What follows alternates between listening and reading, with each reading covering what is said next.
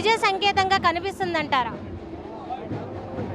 ఈ నామినేషన్ నిజంగా అన్ని వర్గాల ప్రజలు అరవింద్ బాబుని గెలిపించడానికి సిద్ధంగా ఉన్నారు.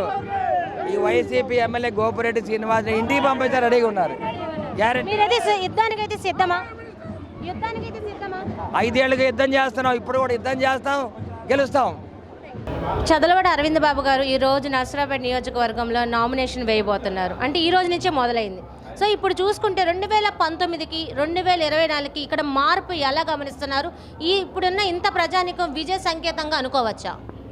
తప్పకుండా అండి. ఇప్పుడు మీరు చూస్తున్నట్టయితే ఈ ప్రజానికం కానీ స్వచ్ఛందంగా ఇంతమంది రావటం అనేది మీరు ఎప్పుడు చూసుంటారు.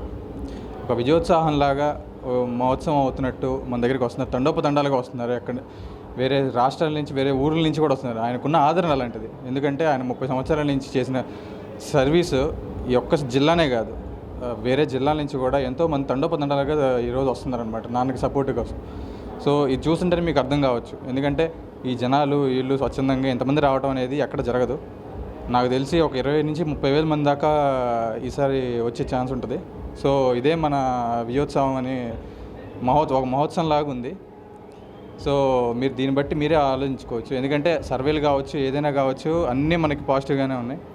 సో నాన్నగారు ఖచ్చితంగా ఈసారి అత్యంత అధిక మెజారిటీతో గెలుస్తున్నారు. దానికి నిరసనమే ఈరోజు మీరు కొంతసేపట్లో చూస్తారు. మీరు ర్యాలీ, నామినేషన్ ర్యాలీ వరకు చూస్తారు. జనాలు ఎంతమంది వస్తున్నారు ఏంటి అనేది మీ అందరికీ ఐడియా ఉంటుంది. సో ఇదే మా విజయానికి తొలిమెట్టు.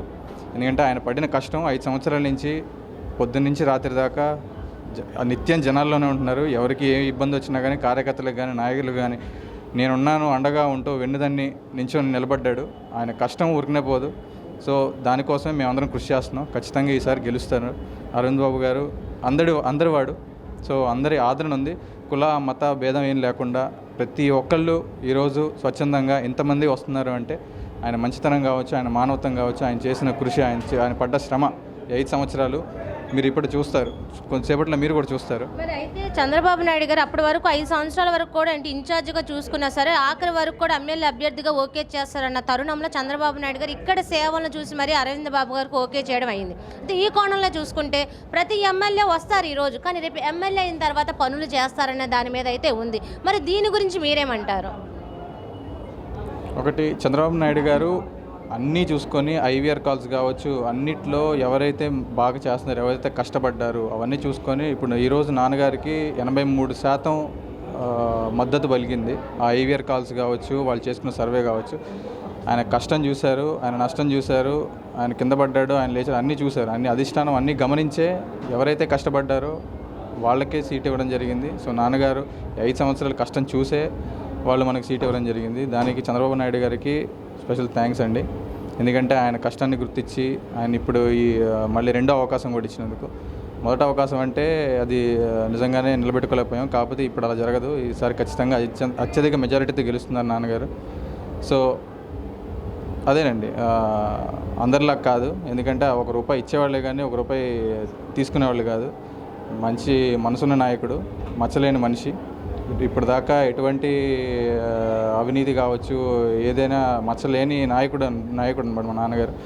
సో అదేవిధంగా గెలిచిన తర్వాత కూడా ఖచ్చితంగా ఏదైతే ఈ నియోజకవర్గ ప్రజలకు ఖచ్చితంగా అండగా ఉంటారు. అండ్ ఈ మన నర్సరావుపేట నియోజకవర్గానికి అభివృద్ధి బాటలు ఇంతకుముందు కోడెల గారు ఏదైతే అభివృద్ధి చేశారో, కోడెల గారు చేసిన అభివృద్ధి అండి ఇప్పుడు ఉంది నర్సరావుపేటలో. దాని తర్వాత ఎవరు చేసింది లేదు. సో కోడెల గారి బాటలోనే నాన్నగారు నడుస్తూ ఆయన స్ఫూర్తిని తీసుకుంటూ మేము ఖచ్చితంగా నర్సరావుపేటని అభివృద్ధి చేస్తామని చెప్పేసి సభాముఖంగా తెలియజేస్తున్నాను. ధన్యవాదాలండి.